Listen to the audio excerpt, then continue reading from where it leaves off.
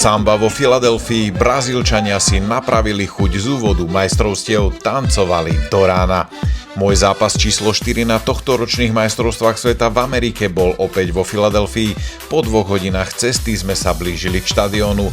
Títo fanúšikovia Haiti si povedali, že si náladu v zápche kaziť nejdú a strihli si to von z auta na trojprúdovke. V drvivej prevahe sa však smerom k zápasu rútili podľa očakávania Kanárici.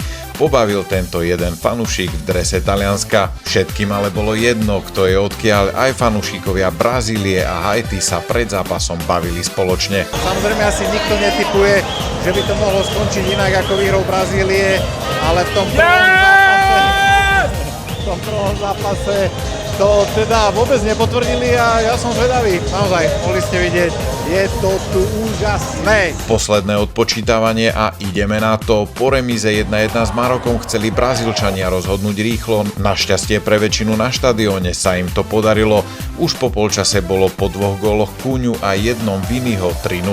Tribúnam viac treba nebolo. Brazílčania mohli v druhom polčase ešte zo pár gólov pridať, ale Haiti nakoniec debakel odvrátilo a tak prehrali s odsťou len o 3 góly. 3 kúsky Brazílčanov však úplne stačili a po záverečnom hvizde roztočili party. Najmä na parkovisku pred štadiónom to tuningom praskalo vo švíkoch. Samba Filadelfia dopadla na jednotku s hviezdičkou. V pondelok sa vidíme na zápase Nórsko-Senegal.